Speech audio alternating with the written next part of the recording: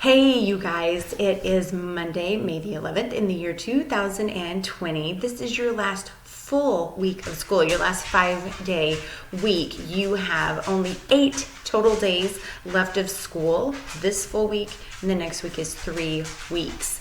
The weather is a little rainy, definitely a little cloudy today, a little bit cooler, high of 49, but from what I understand, after today, it's going to be back into the sunshine, back up into the 60s. So you might want to hunker down today. You might want to really focus on getting your work done for this week, because remember, this is the last full week of classwork and getting schoolwork turned into your teachers for some grades. Okay, so let's talk about our foreign language for today. We're going to be talking about the language of Hindi. Is the name of the language. I know that sounds like a really kind of funny name maybe, but Hindi is one of the main languages for the country of India, and then some other parts within India. India has about 3 different languages that they mainly speak. Hindi is the most popular one. There's another one called Punjabi, but then there's several others. I'll show you a map in just a second, but Hindi is really popular in what they call the Hindi belt of India. So let's talk about how they say hello. So you can either say hello, which is very similar to ours, or you can say namaste, is one of the traditional greetings in Hindi. Okay, so let's look at their flag. Here you go. Again, those horizontal bars, very popular. This saffron color, which is their orange, they refer to it to be a very specific saffron, a little bit more yellow to their orange, stands for courage and strength. And then the white bar or stripe stands for honesty, purity, knowledge. And then the green stripe across the bottom stands for prosperity, the fertility of the earth.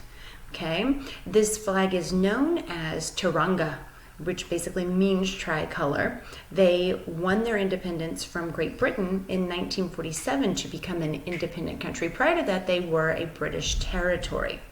And then you see the symbol in the middle here. This is what's called the Ashok chakra. It's believed to represent the wheel of law. According to Hinduism, which is one of the religions in India, the 24 equally spaced spokes are said to symbolize the 24 hours in a day, the element of time. And then also according to Buddhism, which is another religion in India, the 24 spokes symbolize the 24 elements which make up the human body. So really deep meaning for them, but a variety of meaning depending on your religious beliefs, your background, and what part of India you're from. All right, so let's go back and talk about our observances for today. We don't really have anything that's specific to today, but today is the start of some important commemoration or observance weeks, like whole weeks where we observe these things. So today is the beginning of Armed Forces Week. We'll talk about that in a minute. National Hospital Week, honoring those who work in our hospitals and our system that takes care of us. National Police Week, again, really important group of people to celebrate and support and be grateful for and thankful for. And it's also the start of Reading is Fun Week, which I need to go back and spell correctly. I'm so sorry, I did that really quickly. I'll fix that. So make sure that you're reading. All right, I think Mrs. Frapp has a fun little project that she's working on about reading that she's going to share hopefully before the end of the week, this Reading is Fun Week.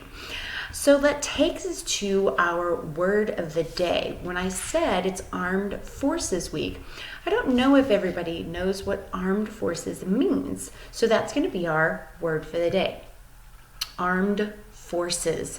And basically what armed forces means is it's basically just another way to refer to your country's military. So it's kind of a synonym for the military. So I'm going to give you an example sentence using armed forces, our word of the day. The Coast Guard, the U.S. Coast Guard, is part of our armed forces. So I want you to think of, if you can think of another part of our armed forces, and I want you to use that with our word of the day in a sentence. Okay?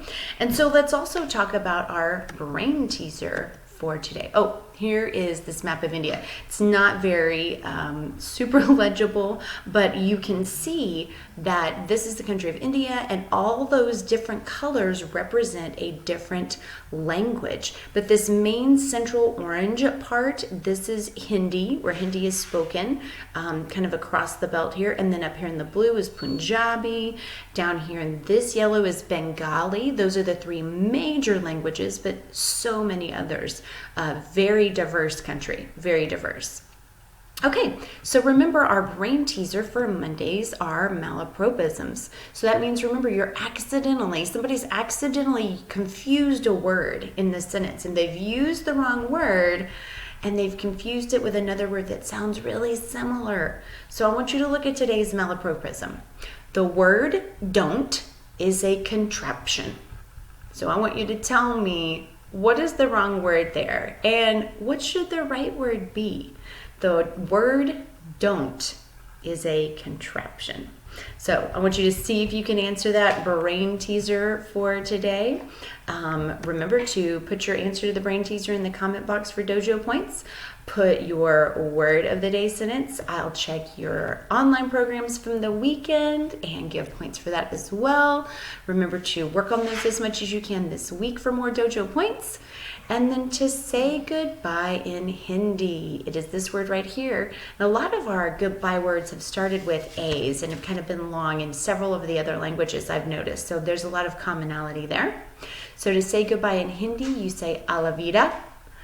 And so I'll say Alavida to you guys today on the Monday of your last full week of class for the year. I hope you guys have a great day.